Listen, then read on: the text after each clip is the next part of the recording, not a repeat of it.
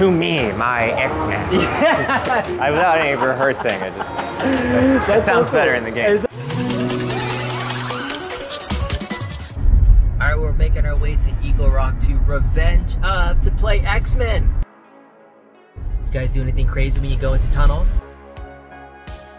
All right, I drove all the way out to Eagle Rock, California to play X-Men Limited Edition. It is at Revenge Of Comics and Pinball. This is one of the premier places to play Pinball Los Angeles. Check out all the cool stuff they have inside.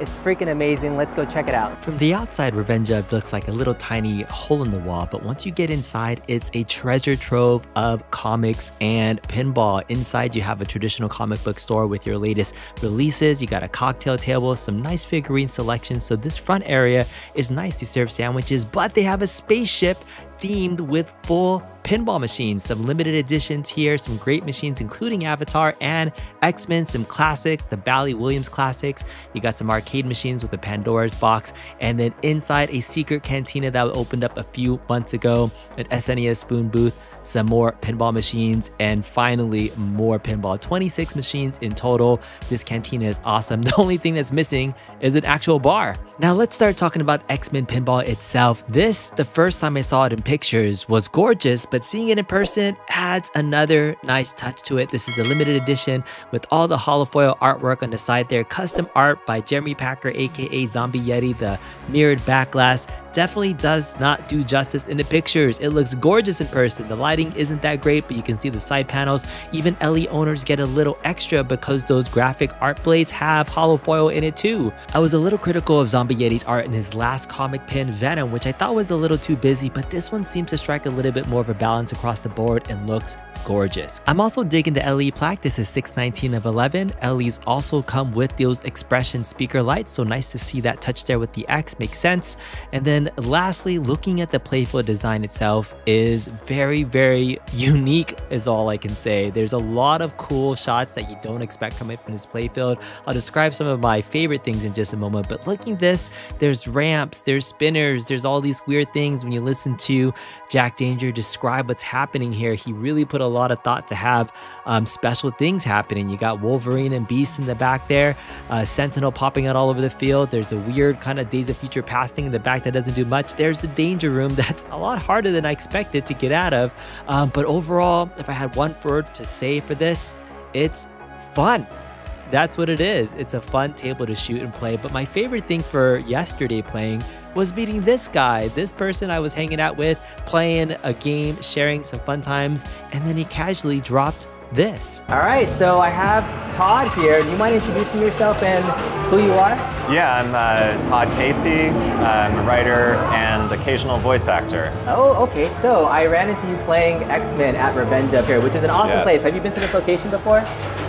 Just once, and it's fantastic. It's super I love fantastic. the comic and pinball combination. Yeah, awesome. It feels like a great community. It's super fun. I love this place, but I'm so excited to meet you because you have some involvement in the game. Can you tell me a little bit about what you did? So I had done voices for a show called Marvel What The, and I came in to do some voices for that, and they also needed voices for a Stern game. So I played Professor X and Senator Kelly, which is kind of a dream because I grew up playing or watching Uncanny X-Men animated series, and to be able to do that was just huge. So I'm here lurking by the machine, just waiting to see. So this is the voice of Professor X and Senator Kennedy inside the Stern Pinball machine game. So I was actually curious about this because obviously we know the artwork is done by Zombie Yeti. We know the music's done by Charlie Benante. It's designed by Jack Danger. I was curious about the voice actors. So were you one of a few? Like, how did you get assigned to this? Have you worked on Marvel before? Yeah, I had worked on the Marvel What The show, which was mostly comedy. So I played like Daredevil and Hawkeye and some random supporting characters. Go on down to Marge's Market and get the security footage from the day Marty was arrested, without beating or killing anyone. I do have radar senses, you know. I can taste the faces you're making. And I was in doing a Daredevil voice, and they were like, hey, we also have to record for this pinball machine. Nice. Can you do Professor X and Senator Kelly? And I did have like prep time, like a day of prep. But I did not realize I would have to be so loud. So You're I'm a literally quiet doing talker. the call-outs. I think you're up, right? Oh yeah. All right, yeah. so let's see Professor X play the Hopefully game. I don't like totally blow it and Yeah, make a fool that's out of okay. myself. All right, so while you're playing it, give me your first thoughts on the game. I love the magneto part, where you get stuck in here. That's awesome. I love the Sentinel multi-ball, all the ramps. I love that little post, saves me. Post save, so deep. It's a really fast game, it's so deep. I'll share a couple thoughts on this a little bit later on. So how did you feel the first time you heard your voice in the game? I was thrilled. Yeah, it was just today, right? Yeah, I'd only watched like YouTube streams of it before, so it was very cool. And yeah, so far 34 million is my top score on the game. All right. But I've just been playing today, and I got lucky. Awesome. So I've only been playing pinball in terms of like actually trying to score points and not just like keep the ball going since the beginning of September. Nice. Well, hey, 34 million is not bad, and you already have a credit on a game. That's pretty freaking amazing. Yeah. Can you give us a preview of what Professor X sounds like? To me, my X-Men. Without any rehearsing, it sounds better in the game. It does sound better, but hey, I just love seeing behind the scenes footage. Thanks so much, Todd. I appreciate you. Love to play a little bit more with you. Thanks so much. Great to meet you. All right, talk to you soon. So I had a blast talking with Todd, aka Professor X, and I met some other really cool people from the pinball community at Revenge Of. All right, I'm here with Tyler at Revenge Of. This is a badass mural. Tell me about this and who you are. Yo, so this mural is amazing. Tristan Eden made it. We're really fortunate to be able to work with him and do some cool commissions. My name's Tyler White. I'm a local pinball player, community organizer, and promoter of the hobby. I've been doing stuff with Revenge Of for over 2 years.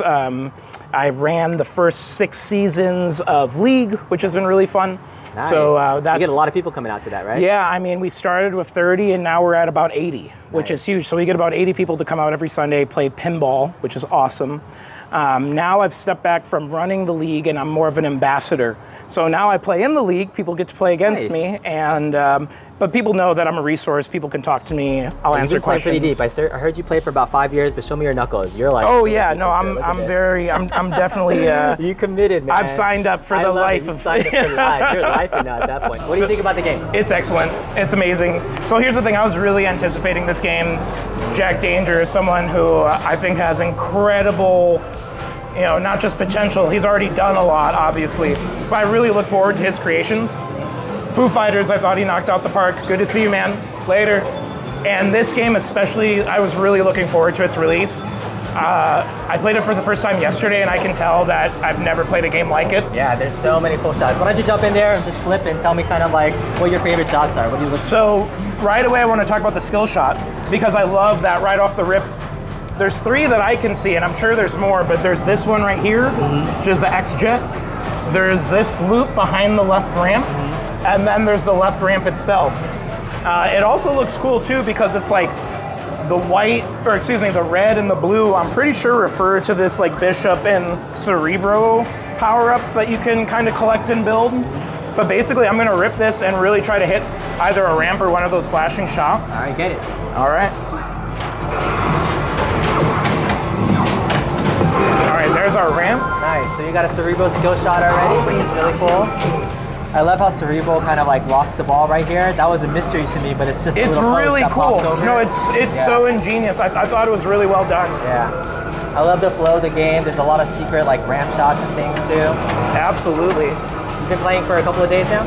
Yeah, well, yesterday was actually the first time I got to play it. Nice. I was out of town in Wisconsin. Oh, the danger room. There we go. Oh my God, that thing's tricky. There it is. That's so cool. All right, I'm gonna try to hit this right ramp.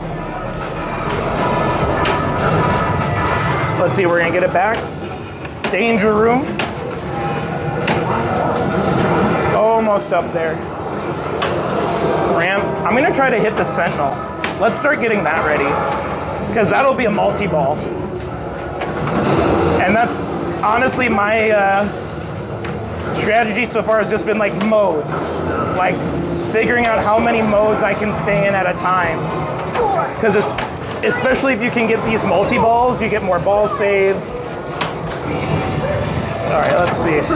Ooh, dropped it. All right, you're up, my friend. All right, any final thoughts on X-Men? Yeah, final thoughts on X-Men. I don't think I've ever played a game and immediately was like, I need to buy this. But that's how I feel after this game, so kudos to Jack Danger and Stern because, yeah, you guys made an instant classic, which is cool. Top 10? Top 5? Oh, top 10 for sure. Yeah? Top 10 for sure. Out of modern Sterns, I would definitely put it in a top 10. All right, very cool, Tyler. Nice meeting you, man. Appreciate nice meeting you, too. Right, Thanks for coming out. So let's show off some of the gameplay of X-Men. So this will just be one full game showing off some of the different gameplay that's available on here. So hopefully you guys enjoyed this video. If you did so far, give it a thumbs up. Subscribe to the channel if you're so interested. But look, I already got a ball save, so it's nice to see that animation from Jean Grey there. One of the first things you do when you shoot the ball is that it tries to go up the backside of the game onto a ramp, and sometimes the interesting thing that I've noticed is that the ball sometimes doesn't get all the way up ramps, and the ramps don't traditionally go all the way down towards the bottom of the playfield. Some of them go backwards even if you don't hit it up all the way. And so here I started a mode, so we jumped into Juggernaut mode, and you see those flashing red lights. Essentially the modes, once you hit a couple of the lit shots to start the game, they'll all turn blue, and once you hit one of those blue shots, you'll enter into a mode. And from there, you're going to have 8 different missions. The ones on the corner are technically easier missions, and the ones on the north, east, west, and south are technically harder. So I assume that they're just probably more points based, and it's probably easier to complete the easier ones. But that's the end of ball 1. You see the danger room itself is also another interesting area. You can get to the danger room. I thought the only way to originally get there was fighting or shooting off the right flipper into kind of that loop around the bottom of the playfield, but you can accidentally get into the danger room right above the pop bumper on the left side too. So that's kind of interesting to see it accidentally fall into that lane. Here we're starting up another mission. And in fact, getting out of the danger room, you have the option of not only going up the ramp to be able to loop it back down to the left flipper, but you can kind of accidentally pop it out of that top of the bumper too. So there's 2 entrances and exits out of the danger room. And it was definitely much more exciting than I thought it was to get it out of there. You know, so it's a little challenging. And there is an actual mystery bumper or target underneath where Nightcrawler is on the bottom of the playfield that I actually don't even know how to get to, so I gotta play a little bit more to discover how to actually hit that shot. Maybe it just miraculously gets there if you plunge the ball at one point in time. But that's the end of ball 2 already, so we're already on ball 3. Other things that I really like about the game so far, the shots, I really love the figure 8 shot when you're going up the backside of the left ramp. Here's an example of the ball rolling back down. If you don't hit it hard enough, it's kind of weird, it just kind of rolls off. But that figure 8 shot is really amazing. Once you hit it, it's just so satisfying to see when that sentinel head pops up and you start bashing it too. Originally when I saw it, I was like kind of disappointed that it didn't suck in or eat the ball, but you know, it's kind of one of those things where you're like, oh man, the ball no eat thing. But Magneto in the middle of the playfield kind of bashing the ball around is a pretty nice touch. Sometimes it gets a little crazy for it to kind of spin around. There I got into Cerebro mode, and oh look, I'm starting a mission. But when the sentinel mouth opens up, an interesting thing, I feel like it's not just hitting a target, it actually like pushes back too. So the sentinel mouth is open. If you hit the sentinel mouth, it will actually kind of pop out. But I don't think I got sentinel multi-ball here. I think I was able to start up a danger room multi-ball or cerebral multi-ball. Come to me, my X-Men. So that's one of the things that we did. So right now, looks like I'm in sentinel mode.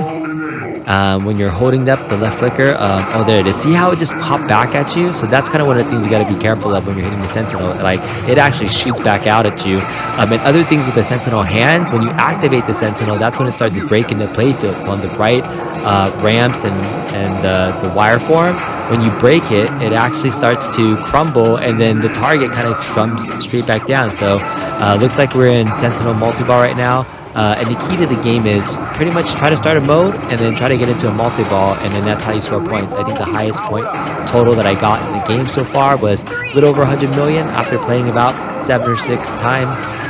So that was exciting to crack 100 million. So I actually do like the scoring in this game. It's more of a traditional scoring than say John Wick, where it was really hard to score points in that game. Like once you kind of got into the flow, beat a couple of missions, I was able to break over 100 million immediately, and yeah, I felt pretty good about it. Didn't get onto the high score, so it's kind of very similar to, I would say, other Jack Danger games like Foo Fighters or so. So it's kind of that similar scoring set. So I know anytime you can break 100 million, I feel like it's a good game to start off when you're just playing. But playing multi-ball with the Danger Room is actually really difficult. I find it as you're trying to keep the ball alive, you gotta pay attention to the main playfield in addition to the Danger Room too. So that area is really tricky to monitor, but it is definitely much more manageable and fun to be able to play without losing too much sight of the ball. Other things that I was noticing in the game too, the Beast Bash area in the back where you hit that kinetic ball, it's kind of like power up. The pop bumpers that are just strategically placed in the field. The one on the left is a Bishop pop bumper, and the one on the right is a Gambit pop bumper. And so kind of those bounce off of each other. One thing I kind of don't like, which is, and maybe I just got to get used to it, but on the left flipper, there's a little orbit on the left flipper that doesn't just kind of sit there, and you kind of have to hit I think there's a spinner right underneath it, so it doesn't quite catch easily off of the left flipper. When you're trying to hold it and catch it, you kind of have to be very careful it to not bounce off of the post that's in the middle of that left flipper lane area. So here it looks like I've activated Come To Me, my X-Men multi-ball. So this is another multi-ball in the game. So far I've seen that there's a Sentinel multi-ball, and then there's the Come To Me, my X-Men multi-ball when you go up that ramp from the Danger Room 3 times. So there are multiple ways to get into multi-ball, which is nice to see in the game. Again, this is just me playing it for the first time, so being able to activate multi-balls easily, I think is one of those keys for newer people to get into a game and enjoy it quickly. It's like one of those most fantastical things in pinball where you can start a multi-ball, and getting the Sentinel up and bashing it a few times is definitely the easiest multi-ball to get into. And then that Cerebral multi-ball that we're doing right now, a little bit more challenging. I've only been able to do this 1 or 2 times, but pretty fun to be able to activate them and then stack them with modes. Other things that I've noticed too, the expression lighting kit is really nice on the game too. I love being able to see the X's in the background flashing with the game too. So I really like that Stern has been adding expression speaker lighting options to not only the limited editions, but hopefully all their games as well moving forward. I hope they don't lose sight of doing that. But man, this playfield and everything in here was very fun to play with. I really enjoyed flipping this and getting that figure 8 shot.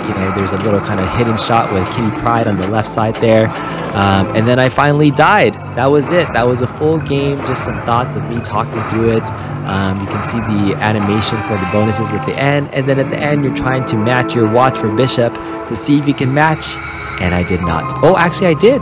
I got a free game. Knock. Best sound in pinball. There it is. Revenge Hub was freaking awesome. Let's go over my final thoughts. So X-Men, I'm finally back home, had a couple of days to digest it, and I'm honestly still blown away. I can't wait to get back into the field and play it on location. Revenge Of has it. Thanks so much for putting a limited edition out for the public to play. I know Ace Gogi also has it as well. I'm looking forward to trying the pro version, honestly, to be able to see the differences in it. I know premiums are going to be the same layout and shots for everything as well, so I'm wondering if the pro version of the game is going to be able to hold its own and still be somewhat of a decent option for folks if they don't want all the different moving parts and things. So that'll be interesting to test out, but overall I'm really happy with this game. It is something I would consider purchasing, but at this moment in time I'm definitely not in the market for a new in-box pin at the moment. I may trade one of my pins, but I don't know. I actually really do love all of my pinball machines. Yes, I have a Star Wars Pro, but that was my first pinball machine, and I have nostalgia for it, and I love Star Wars in general. Foo Fighters Premium is definitely my first Jack Danger game, and I love that game, and I still have Godzilla. So those 3 pinball machines are money. If I had to add a 4th and I had to pick one from the Marvel franchise, because there's a lot of Marvel pins, this would definitely be it. So maybe at some point this could be my 4th pinball machine. It would definitely be the one I would get next, but we'll see. Hopefully you guys enjoyed this video. If you did, give it a thumbs up, consider subscribing to the channel, and we'll see you guys next time. Thanks.